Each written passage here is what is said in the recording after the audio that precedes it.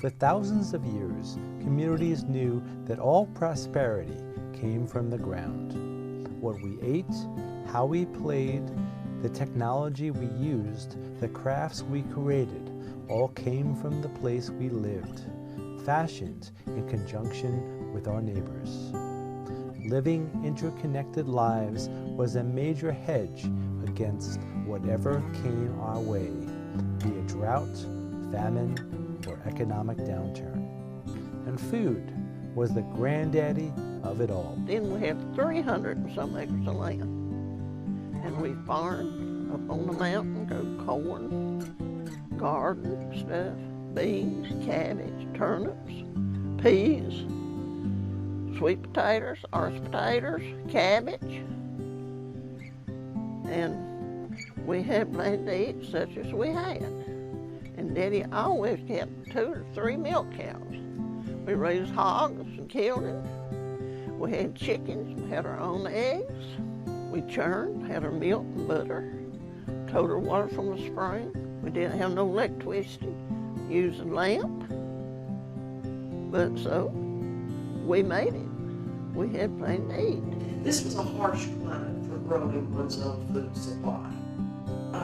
Everything had to be grown to last for the humans and the animals for at least a year, and until that was actually more like 15 months from planting, because it had to last until the next harvest season. And you don't have as long growing season here as you do in some places. And if the crops failed, you were in big trouble. So knowing how to grow one's own food, how to preserve it. We grew tomatoes, we grew lots of beans, lots of potatoes, and lots of corn. And as I got old enough to help with our garden, I had a lot of the hoeing to do. There was no other children to help me, so I would hoe the potatoes, hoe the corn and beans, and help with all the work. In talking to my parents, every time I asked them a question, it involved food. How they grew their food, how they preserved their food, how they cooked their food. I had to learn to cook at 10. I had to learn to milk the cows, gather the eggs, feed the chickens, do the laundry. In other words, I had to grow up early.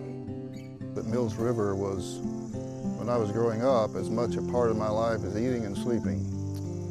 It was just part and parcel with growing up, especially at my home place, which was right at the confluence of the North and South Fork. So practically everything that happened had something to do with the river. The bottomlands were created by the river where we did our farming, the corn part of it. And we fished in it, we bathed in it, we swam in it in the summer. I trapped for fur-bearing animals on its banks, went hunting and cut firewood at the river.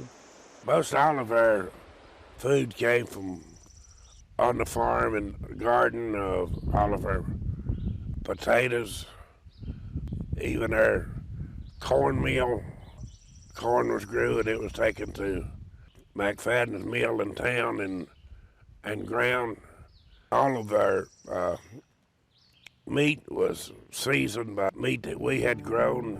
All of the butter that Mama put up, it was used for oatmeal and grits. She always made a lot of cookies and cakes, and most of it was made from stuff that was right on the place. We work in the fields and plant greens and plow. Plow the old mule. The mule was so poor he couldn't pull the plow.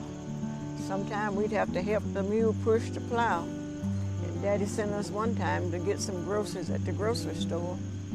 And we went down there to get the groceries. We wound up carrying the groceries and leading the mule because he was so poor he couldn't carry us. And we'd come on back home just to give out and everything. So we'd go back home and try to eat what we had. We didn't have that much to eat. Sometimes we had greens for dinner, and we'd eat that for dinner and save the soup for the night. Cook cornbread and put in the soup to have it for the night. And we couldn't eat before Daddy come home because Mama was scared we'd eat it all up and he wouldn't get anything and be fussing about it. So that's just about the way it was all along.